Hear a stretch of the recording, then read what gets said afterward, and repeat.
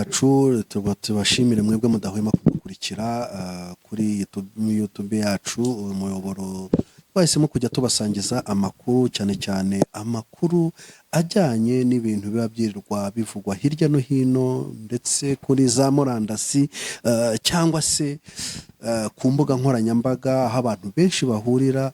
Nkunda kubasomera aya makuru rero nkaba nariyemeje no kujya mbasha no kuyababwira nkurikije aho yanyuze, nkanakora n'ubushakashatsi ndetse n'ubucukumbuzi ku cyuba cyihishe inyuma y'amakuru runaka yatambutse. Uyu munsi rero ngira ngo ndaza kubagezaho amakuru y'umuntu ufite ikinyamakuru gikorera kuri murandasi YouTube channel yitwa ngo Nimenye Impamvu TV.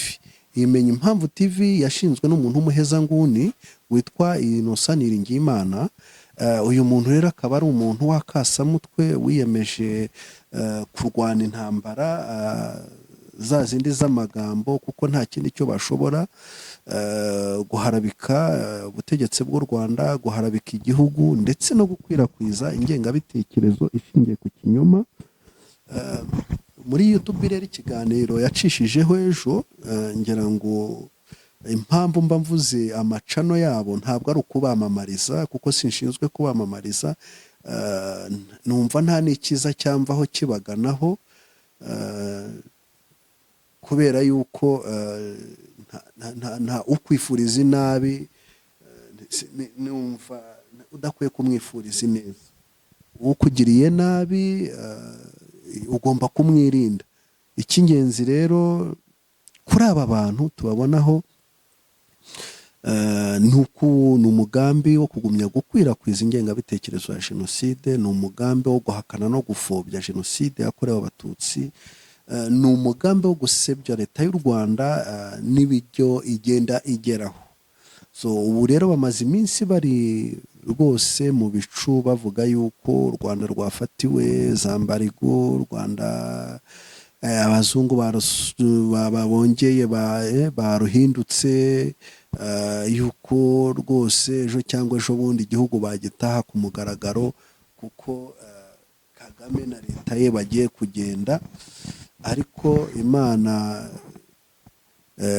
yahanze u Rwanda, yaruhaye n'ubudahangarwa, kandi ikindi ntekereza yuko nta gihe u Rwanda ruzaturwa n'abanyamahanga ukundi. U Rwanda ruzaturwa n'abanyarwanda kuko u Rwanda ni igihugu cy'abanyarwanda, kabone niyo habamo abo bera n'abandi kubw'igitugu n'ibindi bya gashakabuhake, ariko u Rwanda ni urw'abanyarwanda. Ngira ngo rero mu biganiro yakoze byagarutse ku nkuru y'umujenerali bafashe, umujenerali witwa Gakwerere uvuka mu za Rushashi, hano ni Shyorongi aho bita mu murenge wa Kanyinya, niko wavuga, nubwo hari ibindi bivuga yuko yaba atariho akomoka, ariko we niko yivugira. Avuga yuko yafashwe akazanwa gukinishwa ikinamico, asobanura yuko niyo mpamvu ibyo tuba tubabwira tuba tugira ngo umuntu amenye koko aba bantu bakorera kuri izi za murandasi birirwa batanga amakuru y'ibihuha, birirwa basebya igihugu, mujye munamenya ngo bano bantu koko ibyo bavuga akenshi biba bihwanye n'ibyo bakora. Avuga yuko uyu mugabo witwa Gakwerere yari ari mu misozi iyo ngiyo aho yayoboraga ingabo za FDLR, ariko igihe kikagera ngo akarogwa. Mu rwego rwo kurogwa rero ngo aza kurogwa ngo biturutse ku bugambanyi bw'u Rwanda, kuko bwashaka kumwikiza nk'umwe mu bantu b'abapurana cyangwa se mu bari bagize roho komandoma ya FDLR, ndetse yarari mu bantu bashinzwe finance. Rero ngo yamanutse i Goma, ngo araza aje kwivuza, yeza kwivuza ubwo burozi, akavuga ko abantu bamufatanye n'abasirikare ntabwo bari bari kumwe, we yari kumwe n'umusirikare umwe bari barazanye babanaga, ahubwo mu kuza mu bwo kuroga ngo leta y'u Rwanda imaze kubona ngo bamuroza adapfuye, ngo bakomeje gukoresha za ntasi zabo kugira ngo babigenze gute, ngo noneho za ntasi zatanze amakuru ko yamanutse i Goma, aribwo rero mu kumanuka i Goma, Goma yari irimo yatakwa, ngo ariko bamugwa gitumo baramufata. Murimo kumufata rero ngo baza gukina ikinamico. Iryo kinamico rero niryo yavugaga asobanura, avuga yuko atabavantara, ati icyo kintu bite ijambo abavantara rikaba ari ijambo nakunze gukurikirana cyane, rihurirwaho n'abantu b'abahezanguni bose b'abaparimehutu cyangwa se b'abajenosideri n'abafite ingengabitekerezo ya jenoside. Icyo kintu cyitwa abavantara jyewe nyumva natangiye kucyumva mu mpera y'imyaka za 1991, aho inkotanyi zari zimaze gutera igihugu cy'u Rwanda, aho inkotanyi zari zimaze gukoresha uburyo ki bwose nk'abanyarwanda bari barabujijwe uburenganzira mu gihugu. Bari bamaze gukoresha inzira zose zibasaba imishyikirano, uko bataha ku mugaragaro, bandikira za UN, bandikira za OIWA, ngira ngo inama nyinshi zagiye ziba muza amasezerano ya sere n'ibindi byose baragerageza birananirana. Icyari gisigaye rero nuko bataha ku ruhembe rw'umuheto. Umunsi wa mbere rero baraye binjiye, itariki ya mbere Ukwakira, ngira ngo nibwo hatewe indirimbo zikomeye zavugaga itariki ya mbere Ukwakira Inyangarwanda zateye u Rwanda, zaje zitunguranye, indirimbo nk'izo ngizo. Aho hantu niho twatangiye kumva ijambo rivuga ngo ni abavantara baje bateye u Rwanda baturutse mu Bugande. Kugeza kuri aka kanya rero icyo kintu cyitwa abavantara kwari ukumasika, bwari uburyo bwo kugira ngo abanyarwanda badafite amateka, urubyiruko cyane cyane, kuko abakuru bo bari babizi, yabavutse ku ngoma ya Parimehutu cyangwa na mbere yayo gatoya, bari babizi, bari bazi amateka y'uko abantu birukanwe muri 59, ko abantu banyanyagiye mu bihugu bitandukanye bikikije u Rwanda. Ariko urubyiruko ntabwo rwari ruzi, kandi urwo rubyiruko nirwo rukoreshwa, nirwo rwakoreshejwe mu gihe cyo cya jenoside. Rero bakavuga bati twatewe n'abavantara, kugira ngo urubyiruko rwose wumve yuko hateye Abagande, ntibamenye ukuri ko barimo barwana n'abanyarwanda bene wabo, hanyuma bagende bajye kurwana bivuye inyuma, bavuga bati ni umwanzi w'umunyamahanga wateye igihugu cyacu, muhaguruke mwese rubyiruko banyarwanda twirwaneho, dusubize barenye. Iryo jambo rero ryakomeje gukura uko inkotanyi zagiye zifata, ndetse naho inkotanyi zimaze gufatira ubutegetsi, RPF ifatiye ubutegetsi, baravuga bati abo bahezanguni, baravuga ngo ni abavantara. Iryo jambo rero umuntu wese uzaryumvana uzamenye suruse yaryo, uzamenye ko ari ijambo rikomoka ku bantu b'ingengabitekerezo ikomoka kuri Parimehutu, ndetse ntibagifite n'ibisigisigi by'ingengabitekerezo yayo. Abo bantu aravuga ati abavantara, ati aribo inyenzi inkotanyi, ati zagiye gukina ikinamico, ati zarigaragaje yuko koko ibyo bivuga ko arizo ziri muri Kongo zagiye kurwana, ati zagaragaje ko arizo ziharwana, ati kubera yuko ntabwo wavuga ngo umuntu ngo yafatiwe ku rugamba ngo ujye kumwerekana ngo atari we wamufashe. Ntabwo ari M23 yahaye leta y'u Rwanda bariya abantu bafatiwe ku rugamba, ahubwo ni leta y'u Rwanda yamufashe, iza gukina ikinamico, imwereka abanyarwanda ndetse n'amahanga, ari byo bibaryo bikabamena umutwe, kubera yuko ibyo babeshya yuko nta FDLR iba hariya, nta kibyo leta y'u Rwanda ihora ishinja leta ya Kongo kwishe bariya abantu, ibanga rya mujyomba wabo ryaramenetse. Iyo kintu rero kirabarya kikabakorogoshora. Aragira ati nanone mu kindi gika arabivuga ati baramubeshyera ko nanone ari we wishe umwamikazi Elizabeth Rosalia Gicanda. Mu nyumvira ikintu kiba giteye agahinda kinababaje ko aba bantu ari n'abashinyaguzi, bati Gicanda, ati kandi aba bantu bavuga yuko ari we wishe Gicanda, uyu Gakwerere generale bafashe ejo bundi, ati nibo bakoze iyo jenoside. Mwumva agashinyaguro, mwumve agahinda, mwumve ubushinyaguzi kumva yuko wakorewe jenoside abantu bapfuye ariko barangiza bakavuga ko ari wowe wabishe. Bati uyu muntu bita Rosalie Gicanda yigeze guhungira mu Bubiligi, atamaze kubona ko ibintu bimeze nabi, ibintu bigenda bihinduka, ngo ajya mu Bubiligi. Nyuma yo kujya mu Bubiligi ngo yirukanwayo na leta ngo na Perezida Kagame, igihe yari akiri ku rugamba, ngo aramwirukana, ngo aravuga ngo nasubire mu Rwanda. Aho hantu ukaba uhibaza ukavuga ngo umuntu utinyuka akavuga iki kintu, ese Kagame yarinde kiriya gihe ari ku rugamba akiri inyeshyamba, wirukana umuntu akamwirukana yageze mu Bubiligi, yagiye ahungiyeyo, yari afite ngufu ki? Ngo yamwirukanye rero ngo agaruke mu gihugu, ngo interahamwe zimwice, kubera ko yari afite umugambi wo ko yazapfa. Noneho bemera ko ari n'interahamwe zamwishe, n'abo basirikare bavuga ko yishwe na Kagame. Icyo ni ikindi. Icyo kintu rero ukibaza ukavuga ngo se bwaba bitari kuri kiriya gihe, usibye aba bantu ko nahoze mvuga ngo umugambi wabo ni ugupfobya jenoside, ni ukuyobya ibimenyetso n'uburari, ikindi ni ugushinyagura, c'est qu'on appelle la révisionnisme. Donc ni ukuvuga ngo ni uguhakana no gupfobya, nibyo barimo. Rero ntabwo ukuri turakuzi, ntabwo tuzakwihorera kukuvuga ngo tureke izi nyangabirama, ababanzi b'amahoro, aba bantu baduhekuye, abantu bahekuye u Rwanda, ngo bajye bahari bidoge bavuga ukuri batagira. Ducicike kandi dufite ukuri, tuzavuga ukuri kugera kuri le dernier sacrifice.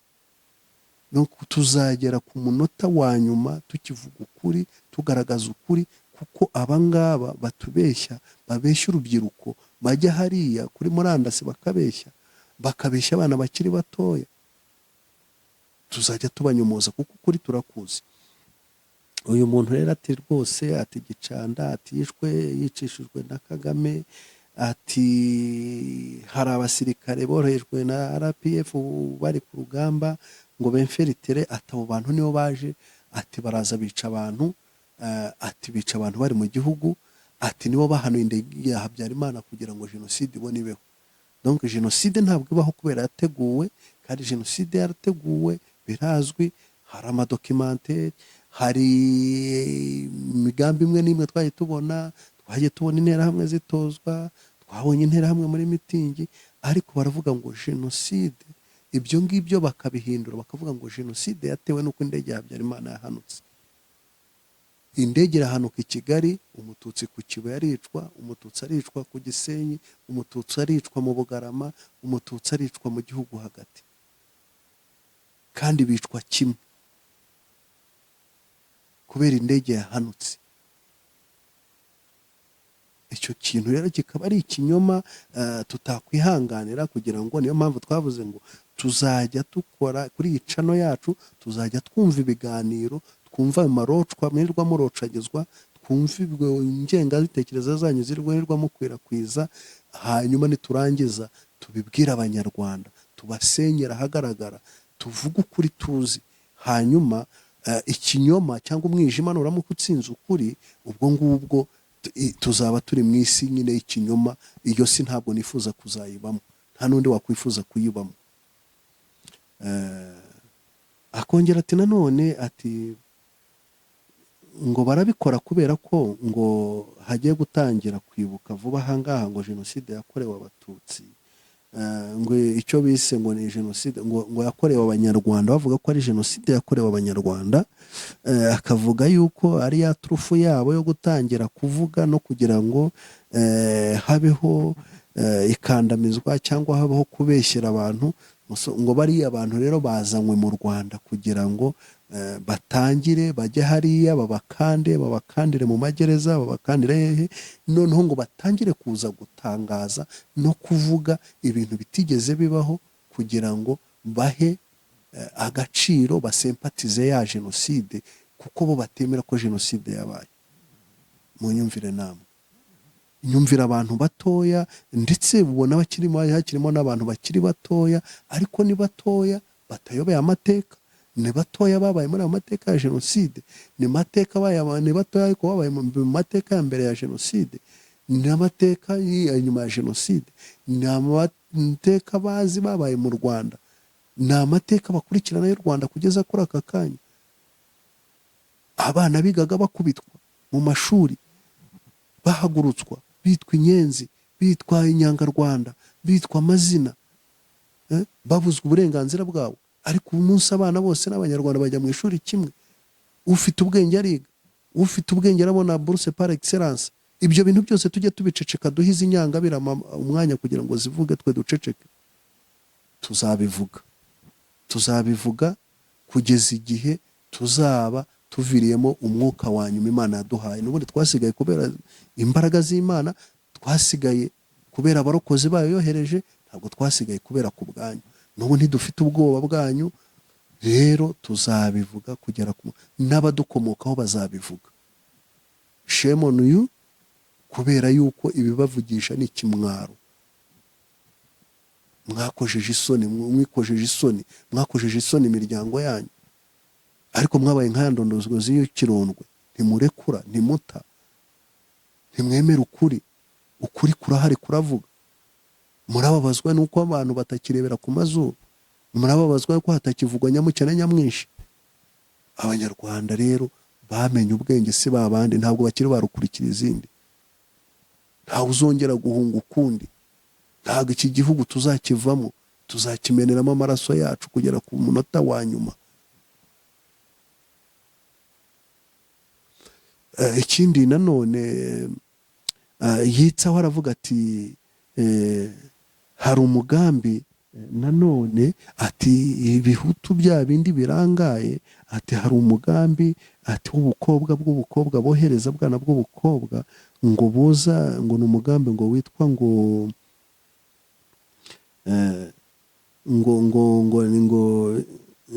bise ngo nishimisha ngo ushimute. Ngo rero ngo niyo bategamo ngo bya bihutu by'ibicucu, ngo ari byo ngo bizana, ngo bikaza kuza bikavuga ko jenoside yakozwe, ngo abandi bakaba bari muri guverinoma barahoze bayirwanya, ngo abandi ari abajenerali bakaba barataye izo ngirwa FDLR ku rugamba, bakaba baraje mu gihugu bakayoboka. Abo ngabo ntibakwiye kuvugwa kubera yuko batakomeje umugambi mubisha wo kurimbura abene Kanyarwanda, abo bita abavantara. Icyo kintu kikaba kibarya. Ngo abakobwa rero ngo bafite umugambi ngo bita ngo nishimisha ngo ngushimuti.